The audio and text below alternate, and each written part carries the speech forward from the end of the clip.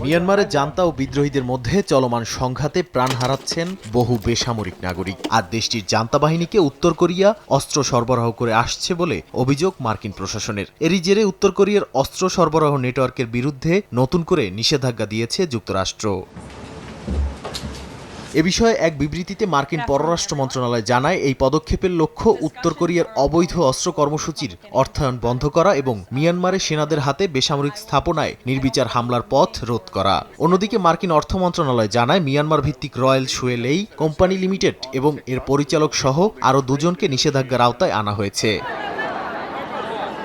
এছাড়া চীনের বেইজিংয়ে অবস্থানরত উত্তর কোরিয়ার অস্ত্র কোম্পানি কেওএমআইডির উপপ্রতিনিধি কিম ইয়ং জু সরাসরি এই অস্ত্র বিক্রির সঙ্গে সমন্বয় করেছেন। চোলুং নামের আরেক অভিযুক্ত দক্ষিণ পূর্ব এশিয়ার বিভিন্ন ব্যবসা প্রতিষ্ঠানের মাধ্যমে বৈদেশিক মুদ্রা পাচার করতেন বলেও অভিযোগ ওয়াশিংটনের। তিনি পিয়ংইয়ংয়ের গোয়েন্দা সংস্থার সদস্য বলেও জানা গেছে। উত্তর কোরিয়ার অবৈধ অস্ত্র কর্মসূচি সরাসরি যুক্তরাষ্ট্র এবং তার মিত্রদের জন্য হুমকি বলে মনে করেন অর্থ দপ্তরের কর্মকর্তারা। নাদিম মারজান, সময় সংবাদ।